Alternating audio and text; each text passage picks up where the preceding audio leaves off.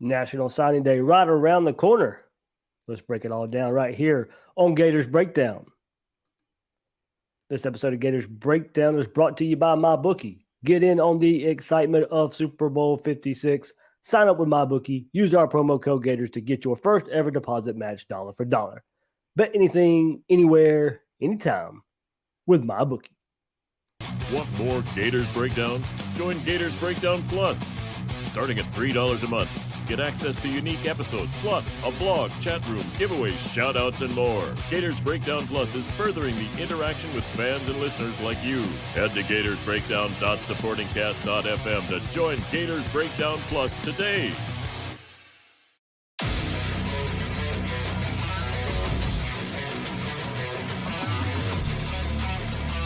Gators Breakdown, because there's never a dull moment in Gator Nation.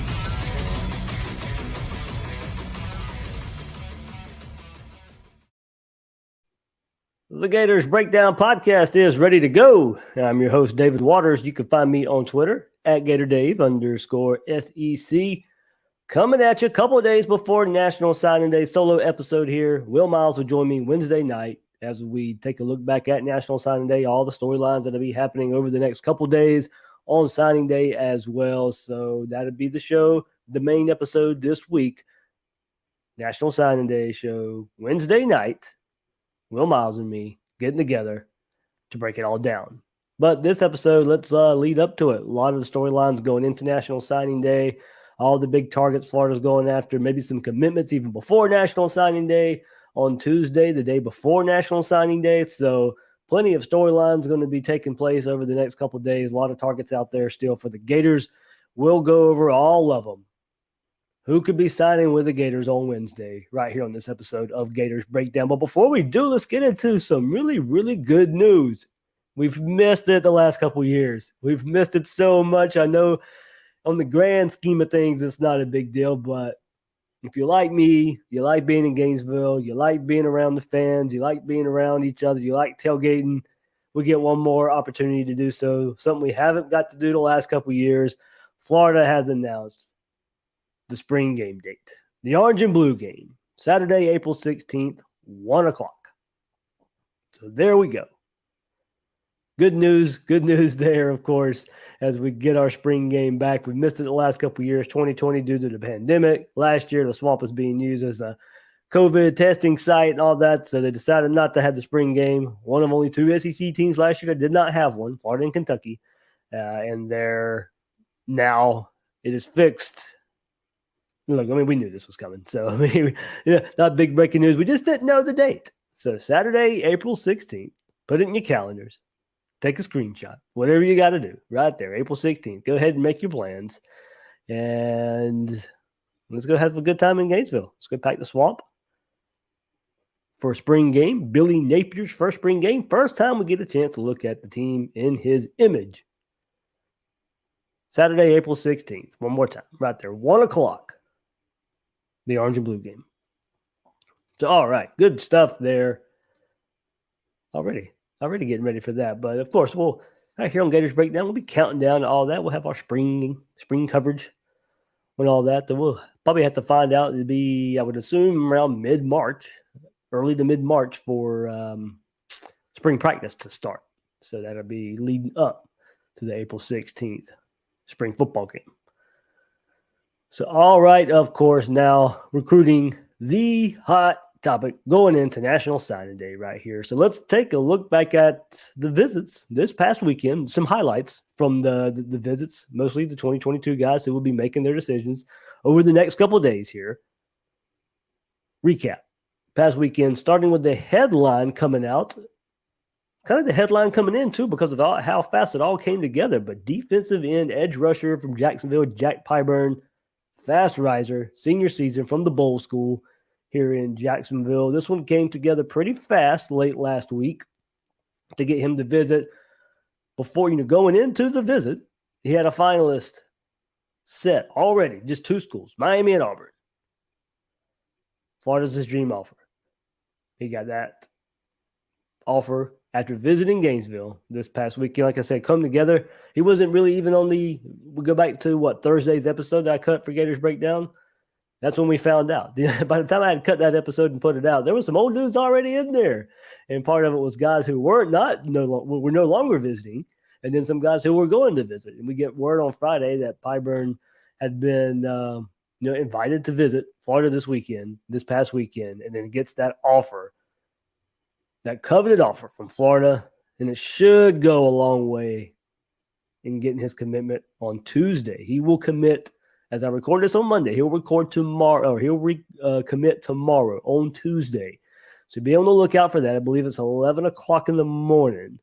Grew up a Gator fan here in Jacksonville. His family's Gators. That's a plus. Had great things to share about his visit this past weekend and getting that offer. Wanted that Florida offer. Getting in late shouldn't hurt Florida here too much. It'd be a complete surprise right now if he didn't choose Florida. I mean, it's not like he's had long-standing relationships with Auburn and Miami either. Auburn's kind of going through their coaching situation, coaching trouble right now, hanging on to coordinators.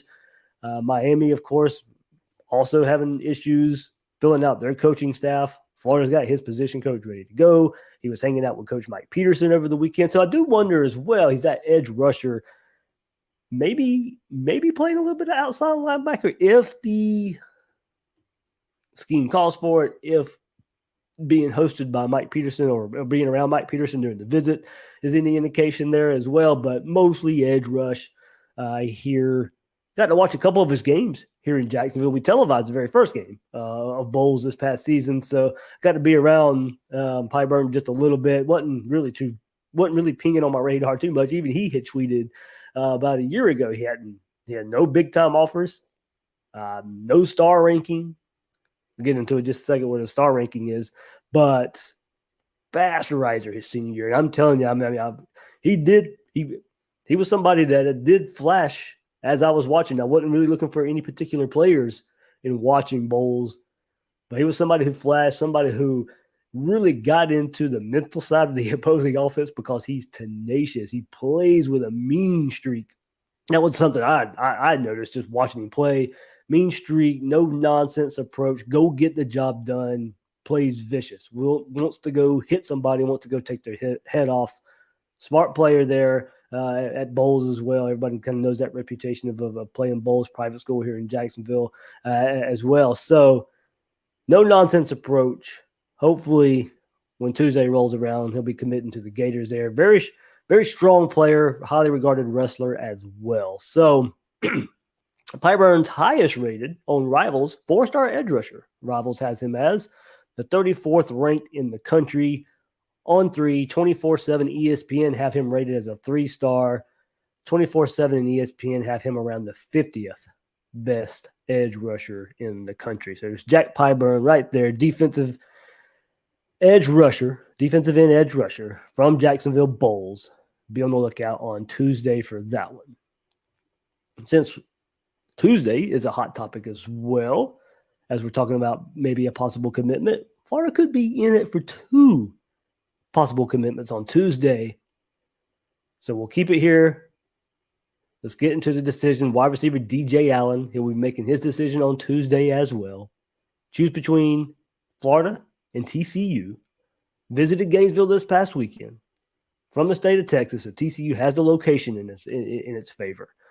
Florida squarely in this one, though. He did mention, I thought this was coming from the interviews, a lot of the interviews out there said the same thing all throughout. So, I've sourced On 3, 24/7, Sports Illustrated, those guys there, but pretty much the same thing. And all of them saying that the new offense was mentioned, how the offense is going to look. It'll look similar to what we saw at Louisiana the last few years.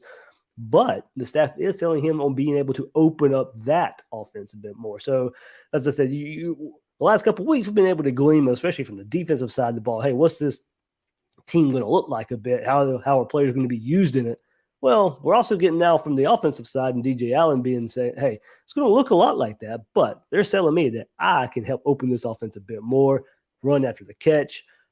It was a big selling point here. And being able to get him on the field, get him in this offense. So you're looking a lot alike, but I think, given AR's reputation, given AR's ceiling, what we have seen, it'll look a lot like that Louisiana offense, but need some players like this to open it up just a bit more if need be. So Florida needs skill player talent at wide receiver. We talked about that last week. Florida's targets right now really focused, really heavy on the skill player position, the wide receiver position in particular.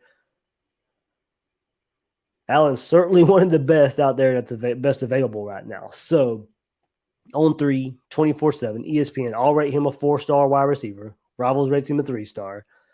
His highest ranking comes courtesy of 24/7 as they list him as the 161st rated player, 28th overall wide receiver. It'll be a tough pull from TCU, but Florida's really squarely in the mix of this one. TCU got the proximity to home, a little bit of family history at TCU as well. But I think the Florida coaching staff's done a really good job of putting themselves in the mix here. So be on the lookout for that one too. But a pretty close 50-50 battle here on Tuesday. DJ Allen, wide receiver. Tuesday could be I fully expect Pyburn to commit to Florida on Tuesday. Florida could get double good news. So watch out for DJ Allen as well on Tuesday. All right, so now let's stay on the offense. Interesting story here along the trenches, along the offensive line, offensive tackle, Matthew McCoy. We all know how much Florida has struggled along the offensive line recruiting for a while now. Good buddy Bill Sykes, he's going to have a big article coming up on offensive line recruiting for Florida. A look at Billy Napier's offensive line recruiting, Rob Sell's offensive line recruiting coming up. That'll be on Read and Reaction coming up on Will's site. Bill will also join Gators Breakdown next week after signing day. Everybody likes to get – a lot of people out there like to get Bill's thoughts on recruiting. So National Signing Day episode on Wednesday night with Will and I. And then Bill will hop on next week, give his thoughts on National Signing Day, but also really dive into offensive line recruiting. So a piece in that from this past weekend was Matthew McCoy visiting Gainesville. Then, of course, Florida hit the transfer portal already. Osiris Torrance, Cameron Waits. Torrance, an immediate contributor at the offensive line. Waits, developmental prospect, coming up here for the Gators. David Connor signed. Christian Williams is signed. Jalen Farmer's committed. We'll get into that just a bit. He received an offer from Alabama last week. Visited the Crimson Tide this past weekend. Putting his decision in question now if he'll sign with Florida, Alabama, Auburn, Kentucky, Mississippi State in the mix as well. Things have been kind of iffy there since the coaching change. So with all those, offensive line storylines, another that kind of moves to the forefront is the recruitment of McCoy from St. Augustine Creekside. Took a visit to Florida this past week. He had received visits from Rob Sell, Darnell Stapleton, the co-offensive line coaches for Florida, the last couple of weeks, but not Billy Napier. Billy Napier never made the trip to see him one-on-one. So he visits Gainesville this past weekend, has great things to say about the visit. Did leave without the one-on-one visit in Gainesville with the headman himself, Billy Napier. They did spend some time together, but never the kind of one-on-one exit type of interview right there on campus. So with that scenario playing out like this, it does look like no committable offer from McCoy at the moment. He named the final two of Florida and Miami. But to me, you read the writing on the wall here. The lack of one-on-one with Napier, to me, with all that, here's the hoping Florida keeps Farmer in the fold when it's all said and done. But I don't think the lack of pursuit towards McCoy is this. I don't think that has a bearing or feeling on how the staff feels about Farmer. I think that's completely unrelated. Florida could end up without both. When you look at it, a lot of people will question, why wouldn't you, with the struggle of that offensive line and needing offensive line help. So I'm talking McCoy coming in underweight, meeting in person there. So might be why that final offer never really comes about. We'll see if anything changes leading up to National Signing Day. But pretty interesting storyline there along the offensive line with what's going on with Farmer visiting Alabama. Has been committed to Florida. But we'll see that the Alabama offer holds a lot of weight. We'll see if how much Alabama really pursues that as well. There's some question there. How serious Alabama is about offering Jalen Farmer. But there's your trench report coming from this past weekend along the offensive line. So, all right, before we move on, a couple more visits from this past weekend that won't amount to much to Florida, in my opinion. Defensive end Caden Story, tight end Danny Lewis visited this past weekend, neither ending up at Florida here. Story, I think too much of a connection to Clemson when it's all said and done. And Lewis has already eliminated Florida. In case you just missed that, he's down to LSU and Alabama, visited Florida this past weekend. Of course, he's a former Cincinnati commit. Decommitted from Cincinnati. Looked like probably a Florida LSU battle at the time, but Alabama's been into the mix now as well. I think he ends up in Baton Rouge, continuing to dance with Brian Kelly. But Lewis, he had that history of being recruited by Napier, so there was that connection back in his Billy Napier's time at Louisiana. But I think LSU wins out in the end over Alabama here. And look, we've discussed the tight end room a lot the last couple of weeks. Florida's fine there as far as numbers go. I think Danny Lewis would have kind of been icing on the cake. Not a huge need, especially where Florida has kind of went and who they're targeting now at the tight end position. So, I think it's fine. I'm not going to sit here and say a whiff or a loss. I mean, Florida wanted him. Don't get me wrong. I mean, Billy Napier wanted him. But I think with Florida pursuing what they already have at tight end, it wasn't a huge loss, huge need there. All right, a lot of excitement around the Gators and the big targets on board. Linebacker Harold Perkins, defensive back Jacoby Matthews, running back Javonte Citizen. We'll get into all those targets and a few more ahead of National Signing Day, but there's also a lot of excitement because the Super Bowl is right around the corner. Your team might have missed a big game this year, but MyBookie's double deposit bonus make sure you won't. Sign up at MyBookie now. Use our promo code Gators to have your first deposit matched instantly so you can get in on all the action of Super Bowl 56. The only way watching the biggest game of the year could get any better is to get paid doing it, and MyBookie gives you everything you need to do it. With double your money, you can double your winnings, and the best starting point for the big game is Super Bowl prop bets. Whether it's on the field or off the field, there's no shortage of wagers to choose from for the Super Bowl. So get in on the action, let the confetti fall, and walk away a winner. Don't miss out. Head to MyBookie, double your first deposit up to $1,000 by using promo code Gators. Place your bets. Get ready for the unmatched excitement of the Super Bowl. Bet on anything, anywhere, anytime with MyBookie. All right, so let's keep it going here. We'll start with some of the big targets, and let's kind of keep the visit part of it going because we can't forget about late last week's visitor, running back Javonte Citizen, of course, comes off his Florida visit and names the Gators, along with Auburn, LSU, and Miami, his finalist. Auburn has Cadillac Williams helping out here, but as I kind of mentioned, they got their OC problems going on. So does that come into factor? Of course, LSU's a threat. Florida's still pursuing despite getting a commitment from ETN, the transfer of Johnson from Louisiana.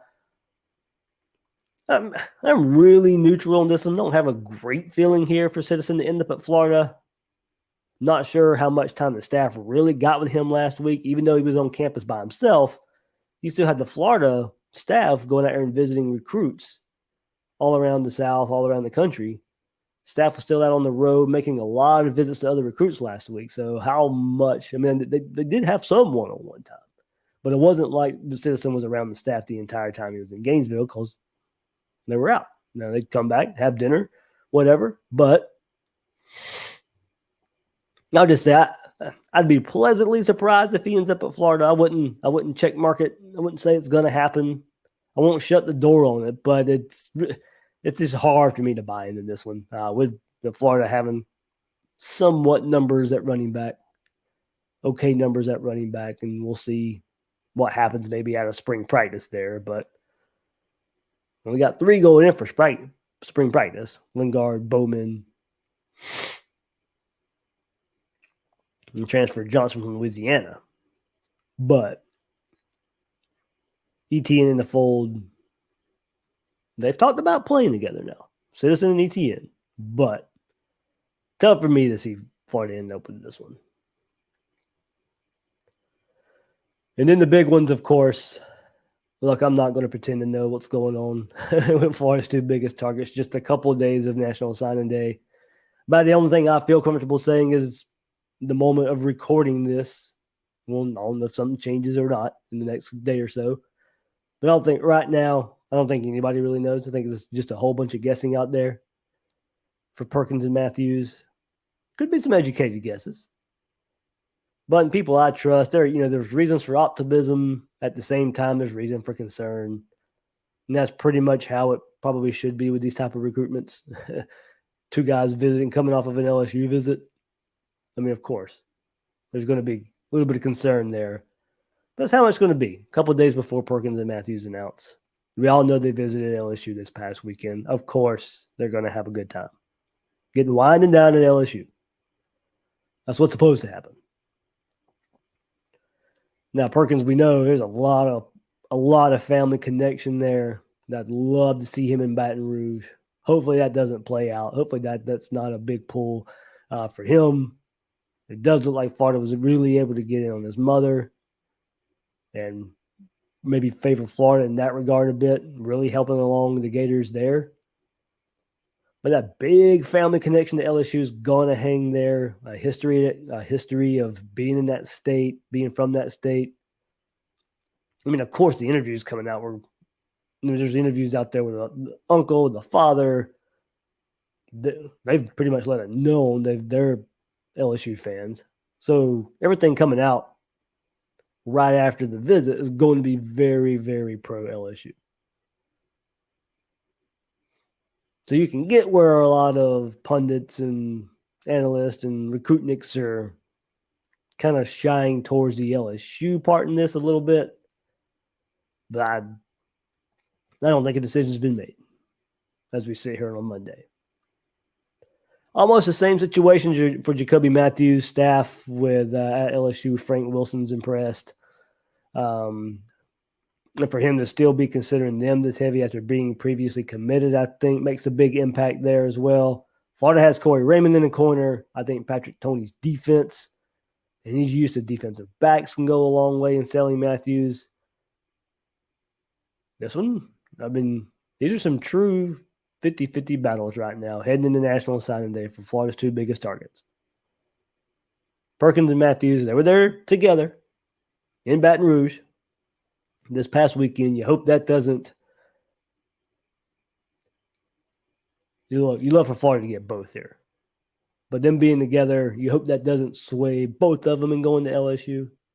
I think most people out there, they kind of go back and forth. Do they feel better about Matthews at Florida? Do they feel better about Perkins? I think it changes every hour, it seems, going out there. But true 50-50 battle here. I think it's just a lot of guesses out there right now. Not even sure Perkins, Matthews even know where they're going just yet. So certainly a lot of drama leading up to National Signing Day for those two guys. I think Florida should feel good about the wide receiver spot heading into National Signing Day. A couple more targets here. Arliss Boardingham, Caleb Douglas. Two recruits I feel Florida leads for heading into putting pen to paper. I've been told Boardingham seemed more as a true hybrid, maybe leaning more towards the wide receiver position, more so than tight end. But, of course, has that mold, that hybrid type of body, pass catcher. He'll be used as such. I do think that Oregon visit was legit. I think the interest is legit there. Could play a part here in the end, but I think Napier, Pigler done a good enough job here for Arliss Boardingham. Caleb Douglas, I think a much tighter battle between Florida and LSU, more so the Boardingham. Given some history here with Kerry Colbert being previously committed to USC while Colbert was there, I think this sets up well for Florida. Now, he was on the LSU visit this past weekend as well with Perkins and Matthews, so you hope all three don't get caught in that Bayou mojo that LSU could produce, especially for these in-state guys. But mention, Florida going after that skill player. I mean, finishing this class, they would really need to hit the skill player spots. Yeah, Trevante Citizen at running back. We'll see how that one turns out. Florida's hit tight end. Still some spots at receiver open. Boardingham, Douglas, Allen. I don't think Allen's decision Tuesday affects too much what Douglas would do on Wednesday. But all right, let's go. Let's take a look right here. I'll list them if you're watching on the YouTube version. There's the targets. There's the main names right there that we'll be looking for going into National Signing Day on Wednesday. Linebacker Harold Perkins. Defensive back Jacoby Matthews. Running back Trevante Citizen. Wide receiver tight end Arlis Boardingham. Wide receiver DJ Allen. He will make his decision on Tuesday. Wide receiver Caleb Douglas. Defensive end Jack Pyburn. He'll commit on Tuesday as well. As I said, Jalen Farmer, have him listed. Yes, he's committed to Florida. The Alabama offer out there, looming large. We'll see how serious that is. I mean, look, it to me, it kind of speaks. He gets that Alabama offer. It might be only rated a 3-star, but you also got some of these other schools that are trying to get in on Farmer. So maybe lowly rated prospect, but seems to be one that's identified right now.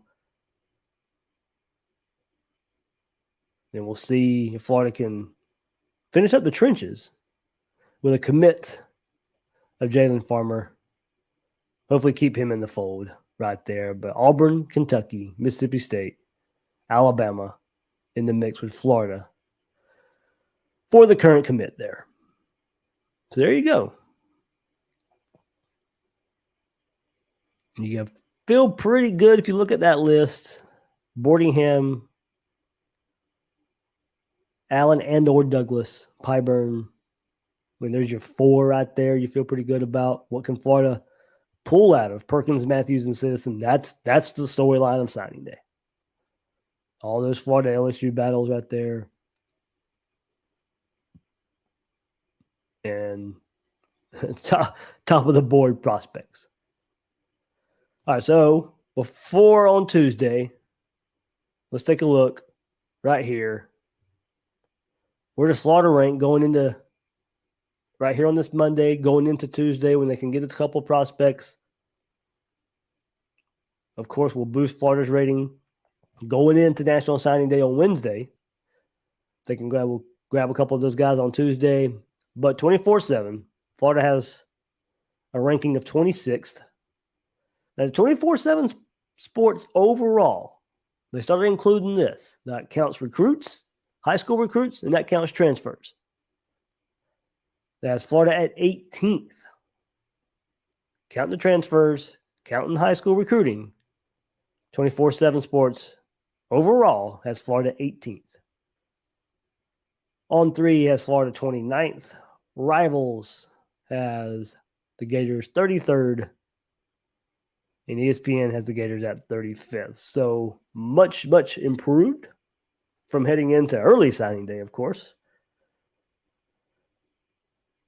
But there's your look at where Florida ranks going into National Signing Day. Going into that Tuesday where Florida could bolster their rankings just a bit a day before National Signing Day.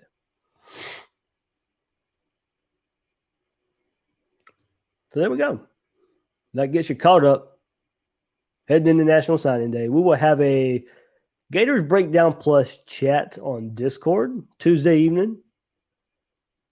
If anything develops, anything else comes out, but one last National Signing Day preview. That episode it'll be a chat. It'll be kind of like the Twitter Spaces, but it'll be Gators Breakdown Plus members only on Discord. We'll have some Q&A. We'll sports bar talk pretty much just a bit on Gators Breakdown Plus Discord, and I'll turn it around for an episode that just lives on for Gators Breakdown Plus members. So if you want to join, link is in the description to join Gators Breakdown Plus. You'll get that unique episode and probably do it again Thursday to get some feedback from what you guys think of Florida's National Signing Day class, how it all ends up after Wednesday. So some Gators Breakdown Plus stuff coming up this week with everything centering around National Signing Day. That'll do it for this episode of Gators Breakdown. I'm your host, David Waters. You can find me on Twitter at GatorDave_SEC. Guys and girls out there, thanks for listening to this episode of Gators Breakdown.